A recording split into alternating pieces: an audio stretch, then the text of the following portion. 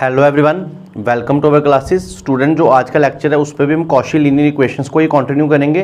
Previously मैंने आपको बता दिया कॉची लीनियर इक्वेशन को कैसे सॉल्व किया जाता है। आज हम कुछ और क्वेश्चंस करेंगे।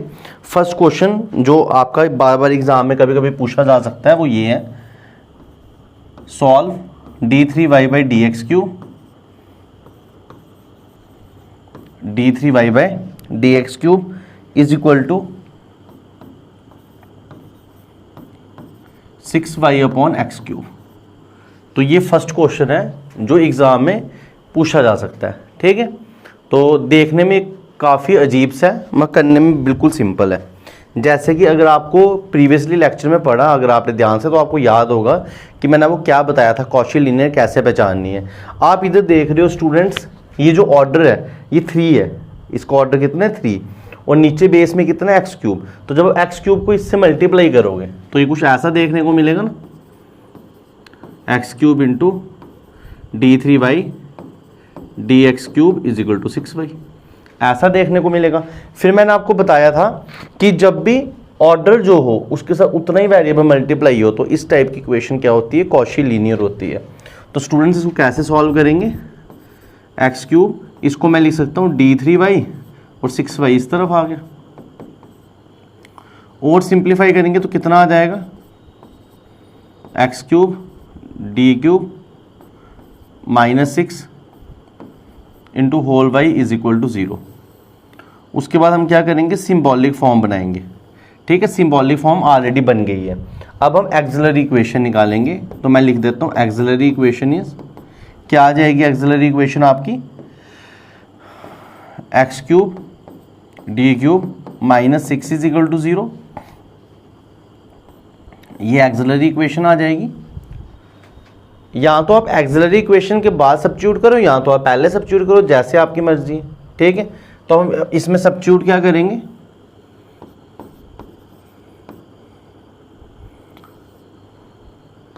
आपको पता है x को e की पावर z सब्स्टिट्यूट करते हैं, जिससे log x क्या बन जाता है, z बन जाता है, और xd को पुट करते हैं थीटा, x के डी स्क्वायर को पुट करते हैं थीटा इंटू थीटा -1, और x3 d3 को क्या पुट करते हैं,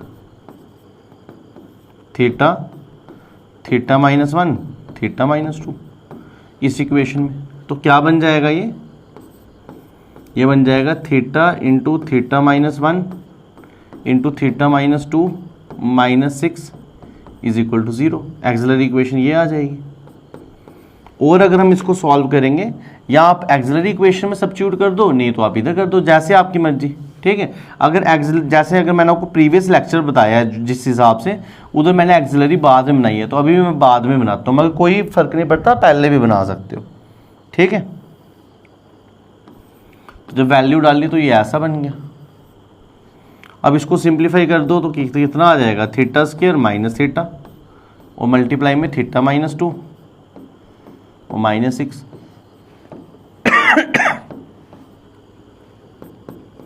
और सिंप्लीफाई करेंगे तो कितना आ जाएगा, theta cube minus theta square -2 theta square plus 2 theta -6 into y is equal to 0। और सिंप्लीफाई करेंगे तो स्टूडेंट्स क्या बन जाएगा, theta cube -3 theta square plus 2 theta -6 into y is equal to 0। अब हमें क्या लेनी है, इसकी एक्सिलरी इक्वेशन। तो एक्सिलरी इक्वेशन कैसे लेंगे, आप सबको पता है, इट्स एक्सिलरी इक्वेशन इज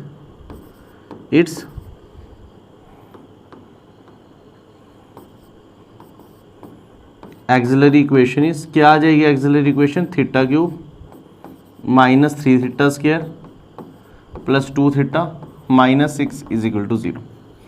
अब आपको देखने से कौन सेटिस्फाई करता है, तो 1 अगर आप इसमें डालोगे तो 1 सेटिस्फाई नहीं कर रहा है, 2 डालोगे तो 8 4, 2 भी सेटिस्फाई नहीं करेगा, 3 सेटिस्फाई कर सकता है। डालो 3 बनेगा 27, डालो 3 तो कितना बन रहा है, 9 इंटू 3 -27, कट गए दोनों, 3 डाला 6 6 -6 0, तो इसको 3 सेटिस्फाई कर रहा है। ये आपको मैंने बताया हुआ है मेथड। ठीक है, तो आई होप आपने प्रीवियस लेक्चर सब देखे हैं। तो इसको 3 सेटिस्फाई कर रहा है, तो थीटा माइनस 3 इसका फैक्टर हो गया। फिर वही मेथड जो हम पढ़ते हैं, थीटा का कोफिशिएंट 1, फिर -3, फिर 2 एंड -6, और थीटा इज इक्वल टू 3 इसको सेटिस्फाई कर रहा है। इधर डाला 0, ये 1, ये 3, ये 0, ये 0, ये 2, ये 6 और ये 0। अब आपको पता है फैक्टर कैसे बनाते हैं, ये थीटा स्क्वायर का कोफिशिएंट तो थीटा स्क्वायर आएगा, थीटा का कोफिशिएंट 0 है तो थीटा लिखना ही नहीं है, और कांस्टेंट टर्म कितनी आ जाएगी 2, तो ये इसका फैक्टर बन गया। ठीक है, ये मैंने आपको प्रोसेस बताया हुआ है।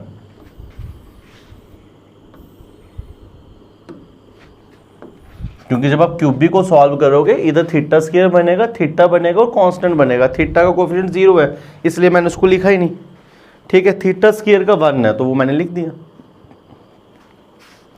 अब अगर आप ध्यान से देखो तो आपके पास दो फैक्टर बन गए हैं, एक थीटा -3 और एक थीटा +2। आपके पास दो फैक्टर्स बन गए हैं। अब इनको सॉल्व कर लो। थीटा -3 इज इक्वल टू 0 और theta square +2 is equal to 0। इससे थीटा कितना आ रहा है 3 आ रहा है, और इससे थीटा स्क्वायर कितना आ रहा है -2, थीटा कितना आ रहा है ±√2, तो थीटा कितना आ रहा है ±√2 आयोटा। और सिंप्लीफाई करूंगा तो थीटा को लिख सकता हूँ 0 ±√2 आयोटा। अब आपको पता है ये एक रियल वैल्यू है तो इसका जो कंप्लीट सोल्यूशन होगा, क्यों इसका मैं कंप्लीट सोल्यूशन ही क्यों निकाल रहा हूँ, आपको मैंने प्रीवियस लेक्चर में बताया था, क्योंकि जो इसकी राइट साइड है क्वेश्चन में उसमें 0 दिया हुआ है। ये जो राइट साइड है इधर क्या है 0। आज के लेक्चर में मैं वो सब क्वेश्चन बता दूंगा जिसमें राइट साइड में 0 को छोड़ के कोई और वैल्यूज भी है, वो भी आज हम कर लेंगे। तो जब राइट साइड में इकलौता 0 लिखा हो तो उसका जो CF होता है कम्प्लीमेंट्री फंक्शन, वही उसका कंप्लीट सोल्यूशन होता है।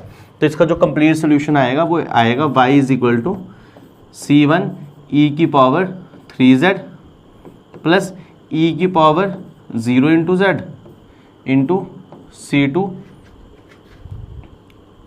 cos √2x लिखते थे, अब z लिखूंगा, प्लस C3 sin √2z। ठीक है, आपको प्रीवियस लेक्चर में बताया हुआ है। तो y कितना आ गया C1 e⁻³ तो ये x³ होगा, ये आपको प्रीवियस लेक्चर में बताया हुआ है। अगर आप में से कोई ऐसा बच्चा जो ये लेक्चर फर्स्ट टाइम देख रहा है तो प्रीवियस लेक्चर देखिए, उसमें सब बताया हुआ है। ठीक है, तो अभी टाइम कम है इसलिए मैं इस पर टाइम वेस्ट नहीं कर रहा। तो ये आ गया C2 cos √2, z को क्या डाल देना है log x। ठीक है,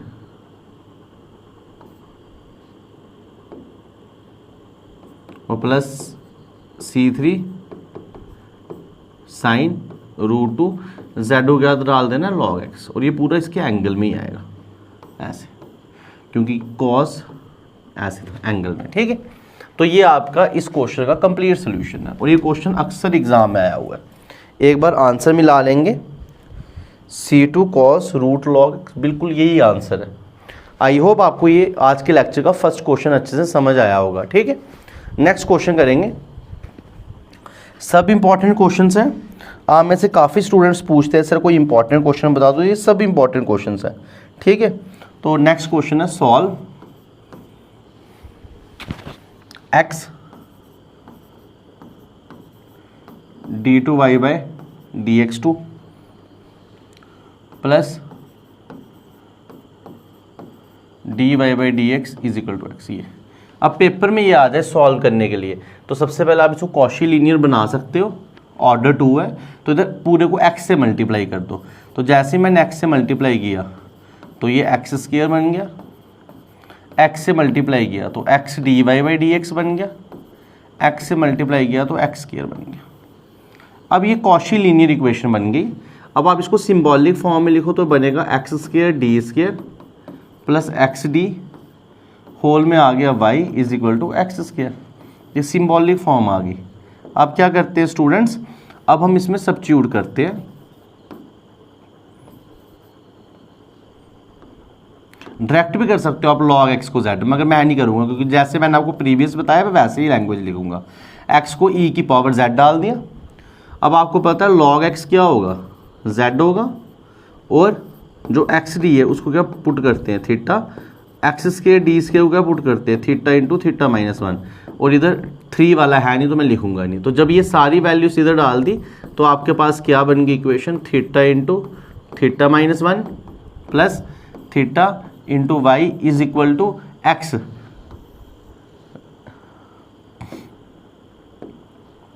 ये इधर एक्स स्क्वायर है तो जब स्क्वायर करोगे तो बन जाएगा e की पावर 2z। अब ये इक्वेशन ऐसे बन गई। तो ये फर्स्ट क्वेश्चन है इस टाइप का जिसमें हमारी जो राइट साइड है उसमें जीरो को छोड़ के कोई फंक्शन आया है, ठीक है। तो ध्यान से करना।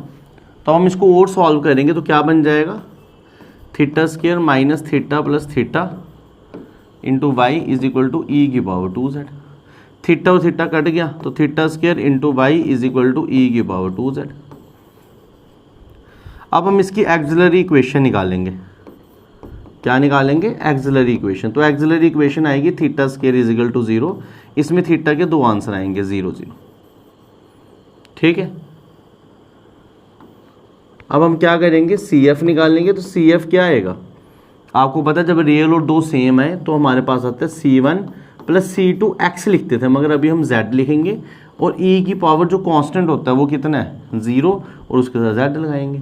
तो CF कितना आ गया, CF आपके पास YC होता है और ये वैल्यू कितनी आ गई C1 प्लस C2z, e की पावर 0 1 होता है। अब z की वैल्यू डाल दी तो वो log x बन गया, C1 plus C2 log x। ये आपका कंप्लीमेंट्री फंक्शन आ गया।